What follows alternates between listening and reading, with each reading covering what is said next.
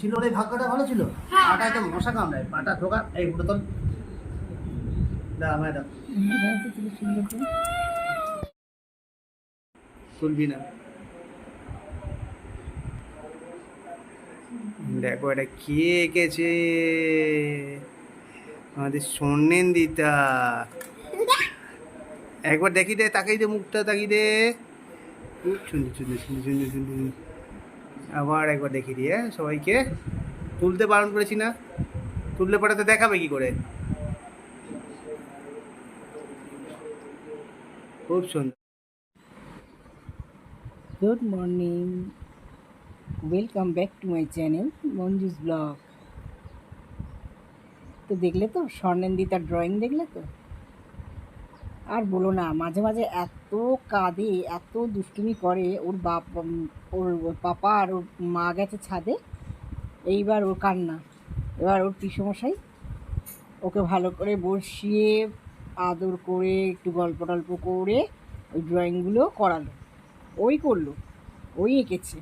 আর এখানে দেখো, এই যে দেখছো বজরংবলী, দেখেছো? আমার বাড়ি থেকে মায়ের এখানে নিয়ে এসেছিলাম। এখানে বজরংবলী আছে। আমার গুরুদেবকে বললাম না সেদিনকে, তাই এই বাড়িতেই আমি নিয়ে এসেছিলাম। তা আজকে আমি বাড়ি চলে যাব অনেক দিন পর, অনেক দিন প্রায়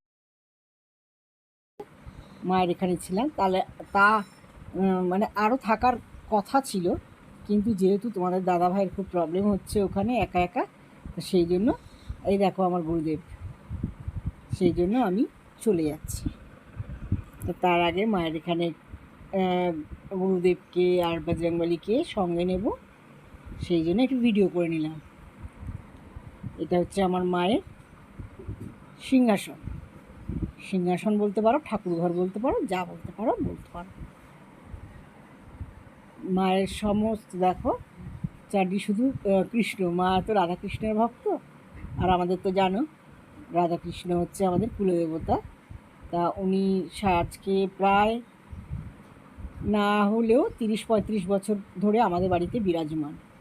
আর সত্যি করার কথা, খুব মায়ের খুব আদরের। আমরা 4 ভাই বোন যেমন আদরের মায়ের কাছে, তেমনি কৃষ্ণ রাধাও মায়ের কাছে খুব আদরের। আর এখানে দেখো আমার ছোটো বোনের একটা চ্যানেল আছে, পেট লাভার মিঠু। তা ওর 10K হওয়াতে ও একটা আইসক্রিম নিয়ে এসেছিলো। তা সবাই আমরা সেই আইসক্রিমটা খাবো বলে বসে আছি। পল্লবী আইসক্রিম কেটে সবাইকে দিয়েছে, আমি খেয়ে নিলাম।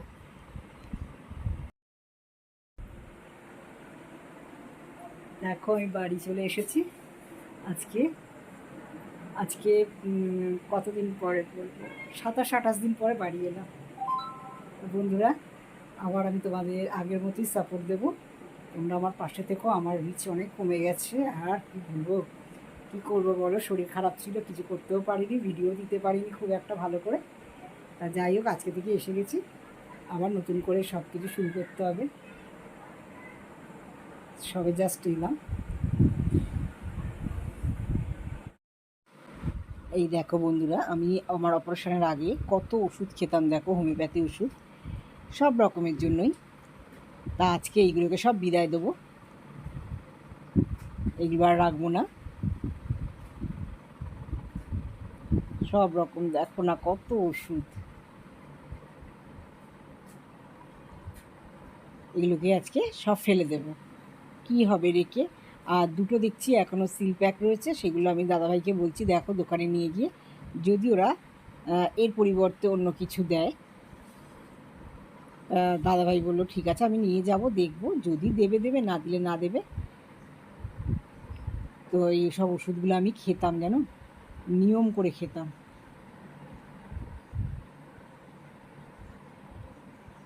আমাদেরই এক ইউটিউবার বনু, সে আমাকে ওষুধগুলো লিখে দিত, তো খুব ভালো ছিল। আর এখানে দেখো আমার মাসির ছেলে, মানে মাসির ছেলের বউ আমার জন্য, মানে আমার বৌদি কত কিছু রান্না করে পাঠিয়েছে। উচ্ছে দিয়ে, পেঁয়াজ দিয়ে ভাজা, কুমড়ো দিয়ে, এখানে দেখো ডিমের কারি করে দিয়েছে তোমাদের দাদাভাইয়ের জন্য। আর এখানে মাছের ঝোল, পেঁপে দিয়ে, কাঁচকলা, আলু দিয়ে, ডাঁটা দিয়ে মাছের ঝোল। তা জানে আমি এখন রান্না করতে পারবো কি না, সেই জন্য সব কিছু করে দাদাকে দিয়ে পাঠিয়ে দিয়েছে এই গরমের মধ্যে।